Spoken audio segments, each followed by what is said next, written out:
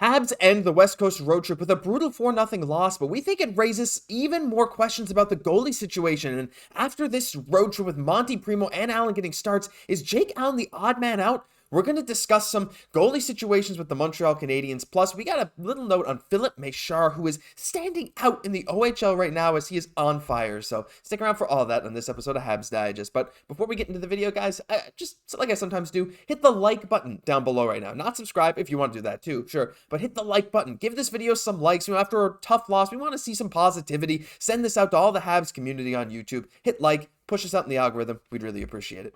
Jesse, we got to talk about Filip Mesar, and look, we've talked about him a lot this season, and honestly, I'm so glad that we are. I mean, it's not just him, Owen, Beck, and a lot of other prospects are doing well, but this guy is showing some stuff that we thought he had the potential to do, but we did not expect this. He has 5 goals in just his last 7 periods of hockey. He has 10 goals in 13 games in the OHL, still at about 2 point per game pace.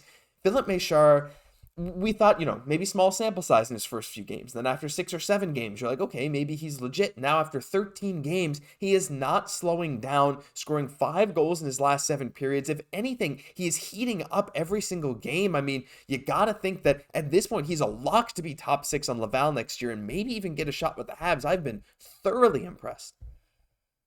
And when he does come to the Habs, they want him in that top 6 spot. They realize that they got an offensive player in Filip Mesar, and they really want to put him in a spot to shine because this player is showing he has potential. Just recently netting a hat trick for the Kitchener Rages, which is amazing to see. And what's been so nice about his game is like those quick wristers. It seems like it's so many goals, right?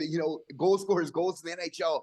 We're seeing, the slap shots almost gone the way of the dinosaur. It's like, we're seeing those quick wristers all the time. And, Mesar just has this ability just to pinpoint, these great spots, being able to score, so amazing to see that, in these last so many games that he's getting so many goals because goal scorers is something that we need, and especially tonight. Yeah, for sure. I mean, after that brutal game, you say the slap shots going the way of the dinosaur. Boy, anyway, we'll talk about that game in just a minute. Stick around. But the one, what's that? Just for one of the goals. Just for one. That was a pretty nice shot. I got to give it to him. But at the same time, Mesar, too, while he has that quick wrister, I think his shot it's one of those shots that is deceptive. And I think it's one of those shots that fools goalies a lot more often than not. Like, you watch some of these goals, it's not always the hardest shot, but he puts it in the right spot, and the way he positions his body, it's like he's able to fool goalies with just his movements, and that right there, to me, is something that shows that you'll be able to score at a higher level when you don't necessarily rely on how hard your shot is compared to everyone else around you. Accuracy is always important, but like a deceptive shot seems like something that if he continues to be able to do it, that could really bode well for him at the AHL and maybe NHL level. Well, it definitely worked really well for Nick Suzuki, right? Who was known so well of having that deceptive shot. You never quite knew if he was going to go for the pass or have that shot. So again, that quick release, when we're talking about being able to beat, NHL goalies, you almost nowadays, you need to have that deceptive shot. So I think that's a great observation, Josh. That's a really great translatable skill for this young player. For sure. Super excited to see what he does next. Well, let's just jump into this game. Look, we got a ways to go, and it is what it is. Look, let's just say how it is, right? It's the West Coast road trip. They played in Anaheim Wednesday, then a back-to-back, both afternoon games against San Jose yesterday, and then the LA Kings on Saturday, November 25th. And look, the end of the road trip, it's tough. It's always really, really tough. And some people were saying, let's sweep the West Coast road trip. Well, that is almost impossible to do as the Habs come out with a pretty brutal 4-0 loss. We see some guys -2, Kovacevic -3. Rough game from him, a couple of bad turnovers, at least one directly leading to a goal. But we had some positives as well. Juraj Slafkovsky continued playing well, Jesse, and I thought while, he wasn't like a superstar on the team today, he was still 5th among forwards in ice time. And actually here's one little thing a quote I wanted to bring up that he said after the San Jose game, quote, "I just feel like those wall plays, those little plays at the beginning of the season I wasn't making, they just come more natural right now. I was looking at so much video with Adam Nicholas, working on it, with Marty working on it, and now I'm starting to feel confident in those situations, so it just feels better overall." That's something that we saw in the San Jose game where he looked like the best player on the ice, but also today against the LA Kings, Juraj Slafkovsky looks like he's a lot more confident handling the puck. He's making fewer of those weak, bad passes, and he's winning a lot more board battles. And even though the Habs lose 4-0, you could still see the skill level baseline increasing every single night for Juraj. And I'm happy to hear you saying that, Josh, that you feel like you're seeing him kind of look like the best player on the ice, because I feel the same way. Like when I'm watching him play sometimes, I'm seeing flashes of the best player on this team. Now, obviously, these are flashes because if it wasn't, then he would be the best player on the team, obviously, it goes without saying. But he's showing those little moments, right? And in order to become the best player on the team, of course, you need to kind of build your way there. You need to have those flashes until, we start seeing once in a while, now getting a little bit more consistent, till that's just the normal that we just, expect from Juraj Slafkovsky when he's on the ice. But proving to be a difference maker, and again, a really big positive from tonight is kind of like knowing how to use his frame, I thought, which was really great, getting involved, on the forecheck, just being a factor out on the ice, whether it's defensively as well. So again, we're seeing those little moments, right? Which is so huge that, like, okay, this is the skill. This is that, first overall pick type of thing. So for me, this is amazing to see, because if we're seeing these flashes now, for me, that's a really good sign for his future. Yeah, 100%. And like, again, it's not like he's consistently the best player on the ice or anything, but like you said, there's these moments where he'll confidently bring the puck in, make the right player, like, all right, like, and he's starting to use his body more. And again, there's a lot of consistency, but hey, he's still 19. So awesome stuff from Juraj. Just to flash the stats up again.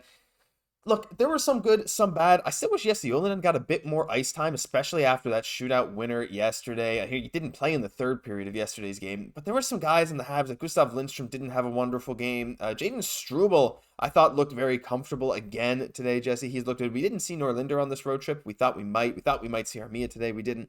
But let's just transition into it was not a great day for the team. Not a whole lot of guys stand out. They only had 18 shots on net the whole game. But let's talk about the goalies. Let's start with Jake Allen. Jake Allen's in a bit of a rut now. Again, he's not always the most consistent goalie. He's had some really, really good games this year. But on this West Coast road trip, these recent games, we've seen a lot of different guys going out. We've seen Monty recently. We saw Primeau versus San Jose get a very nice win with a .939 save percentage. And we saw Jake Allen in net today versus the Kings. And let's be honest, the Kings dominated the Habs in their own zone, pretty much all over the ice. And Allen wasn't given much of a chance to really carry his team to a victory. But at the same time, Jesse, you got to ask the question, who is the odd man out at this point? And this is a question we've all been asking. We've all seen the rumors of Monty, whether it's to Carolina, whether it's to Edmonton, whether it's to whatever other team that might need him. Jake Allen, the same thing. Haven't necessarily seen a lot about Cayden Primeau, but with the recent games, with Primeau starting to look a lot more comfortable at the NHL level, and with Jake Allen being the aging veteran who's maybe had a better track record, Stanley Cup pedigree that other teams might want, to me, is it just becoming clear that Jake Allen might be the guy that has to go? I think with this young team that we have already, he is the odd man out, already, just in terms of our future. I think we have to be patient and make sure we're getting, a good return for him. He's definitely a good player for us right now. But for the future, absolutely.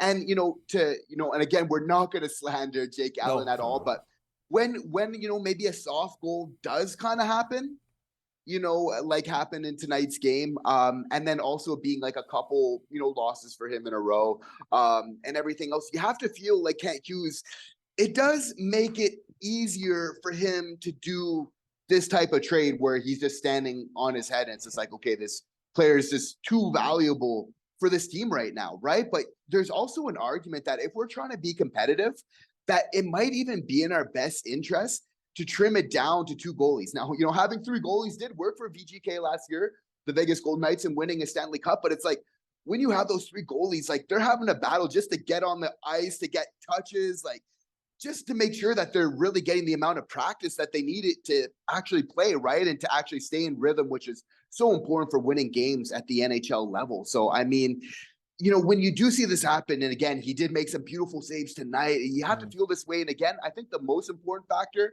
and all this, though, is when you see Montembeault having some monster games, making some dominant saves, beautiful glove saves where, I feel he's getting the respect, his respect is growing in the entire NHL, kind of solidifying his spot as that number one on this team. That also makes it a little bit easier for Jake Allen, just in terms of the timeline of this team, to eventually be the odd man out. It feels like it sometimes. Now, and again, like, we don't want to slander Jake Allen. He's a great goaltender, and it's just like, eventually, like, if you're Montreal, having three goalies can be nice, but for a team that's not making the playoffs, for a team where you want to just see your younger goalies and Samuel Montembeault and Cayden Primeau show out what they can do, it might be a better situation just to have those two, especially if you're not necessarily concerned with winning every single game. You want to win for sure, and it would suck if Primeau ended up long term really, really not working out. Yeah, of course. But I think at this point, you might be willing to take that risk more than you were, say, this time last year. But Habs goalies have been good. Check out this graph. Goals saved above expected off the rush is on the y-axis, and goals saved above expected through traffic is on the x. I think it's weird. I'm not sure, actually. Maybe it's strange. It might be opposite. It might be goals saved above expected off the rush is the x, and it's just, anyway, a bit confusing. Regardless, the Habs are good at both.